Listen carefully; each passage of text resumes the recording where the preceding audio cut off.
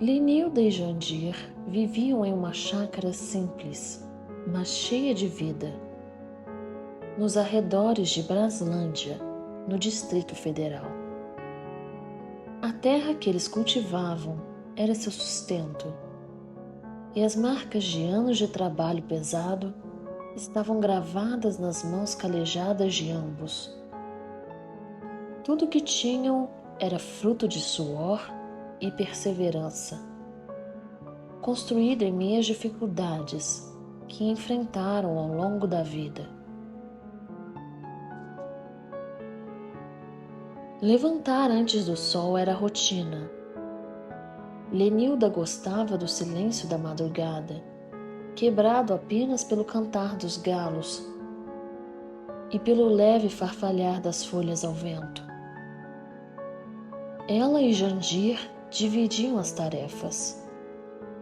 Ele manejava a enxada, abria os sulcos na terra vermelha e fazia a irrigação, enquanto ela cuidava do plantio e das colheitas. O cheiro da terra molhada era, para Lenilda, uma mistura de conforto e exaustão. Plantavam de tudo: batata doce, feijão, cebola, cenoura e um pouco de mandioca. A feira era seu principal ponto de venda, e Jandir fazia questão de levar pessoalmente as caixas cheias de legumes frescos aos feirantes, sempre com um sorriso tímido e uma conversa curta. Embora simples, a vida tinha seu ritmo: plantar, cuidar, colher, vender, repetir. As dificuldades eram muitas. Houvera épocas de seca severa em que cada gota d'água parecia um tesouro. Também enfrentaram pragas que dizimaram colheitas inteiras. No entanto, o casal resistia, com a fé simples que carregavam desde a infância e a esperança de que a próxima safra seria melhor.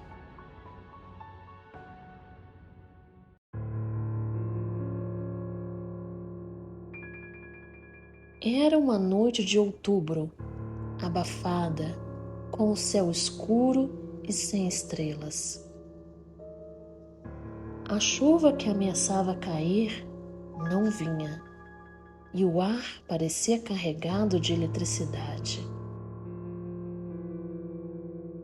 Lenilda e Jandir já haviam terminado o jantar, uma sopa de feijão e mandioca, e estavam prontos para se recolher, quando ouviram um som estranho vindo do lado de fora. "Que será isso, Jandir? Parece lá no meio da roça", comentou Lenilda, franzindo a testa. Jandir pegou a lanterna velha e respondeu com tranquilidade: "Deve ser bicho, mulher. Vou lá dar uma olhada." Lenilda, no entanto, insistiu em acompanhá-lo.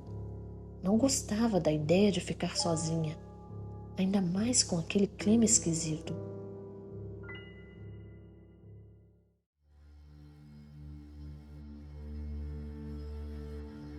Eles saíram de casa e caminharam juntos em direção à plantação de cebolas, de onde vinha o ruído.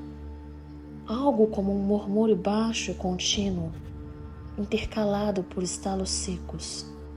À medida que se aproximavam, o som parecia ganhar forma.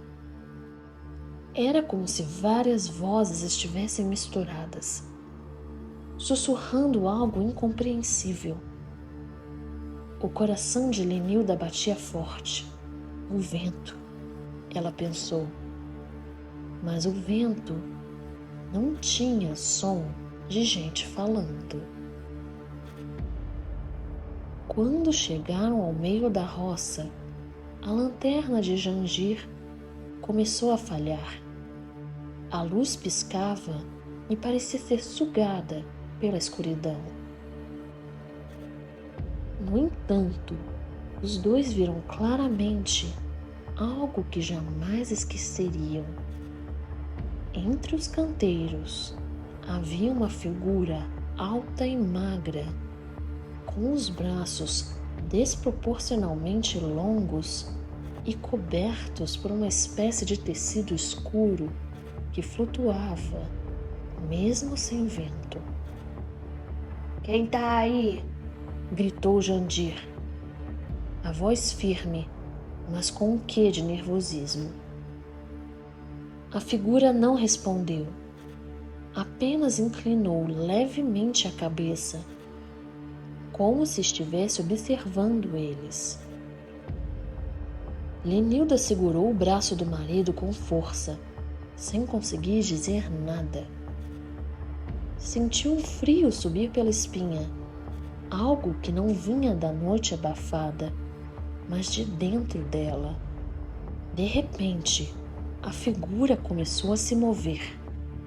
Não andava, mas deslizava pelo chão, como se não tivesse peso. As vozes sussurradas ficaram mais altas, quase ensurdecedoras, e os dois sentiram uma pressão no peito, como se o ar ao redor tivesse ficado mais denso. "Vamos embora, Jandir, isso aí não é coisa de Deus", implorou Lenilda, puxando o marido para trás. Antes que pudessem dar um passo, a figura parou e levantou um dos braços longos, apontando para o chão. Ali, onde antes havia apenas terra e plantas, surgiu uma espécie de círculo brilhante, com símbolos que nenhum dos dois reconhecia. A luz era tão intensa que tiveram que fechar os olhos. Quando abriram novamente, a figura tinha desaparecido. O círculo também sumira. Mas a terra onde ele estivera estava completamente seca, como se algo tivesse sugado toda a vida daquele pedaço de chão.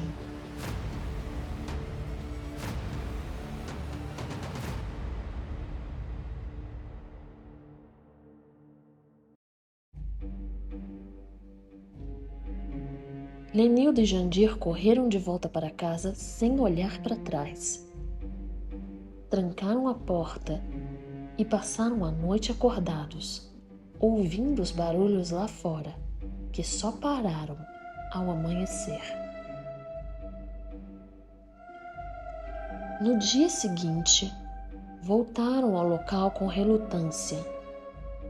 A área onde a figura estivera permanecia estéril.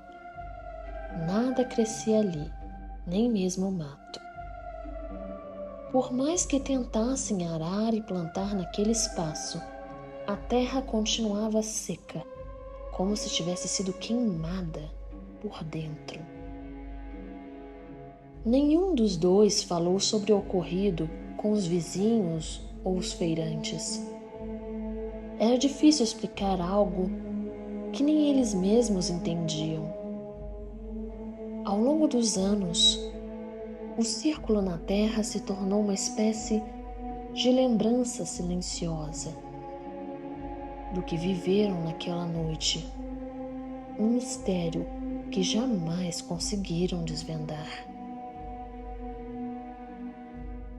Anos depois, outra noite terrível trouxe de volta o mesmo medo que eles acreditavam ter deixado no passado. Era madrugada de junho, fria e silenciosa, quando Lenilda acordou de repente. Não havia som vindo de fora, mas algo em seu íntimo lhe dizia que havia algo errado. Jandir também estava acordado, sentado na cama e olhando fixamente para a janela. "Você está ouvindo isso?" ele perguntou. Lenilda ficou quieta e então ouviu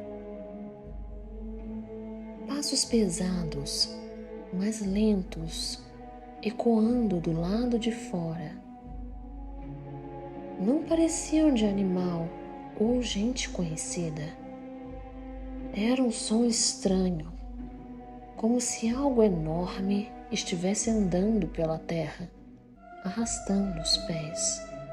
Ao abrir a porta, avistaram uma figura gigantesca e disforme que parecia se inclinar sobre a plantação. As plantas murchavam sob a sua presença e o ar ficou tão pesado que ambos sentiram dificuldade em respirar. A criatura circulou pelo lado de fora a noite toda, deixando um rastro de desolação na plantação. Quando o dia nasceu, ela desapareceu, mas um mistério permaneceu. O solo e as plantas ao redor estavam mortos, como se tivessem sido drenados de toda a vida.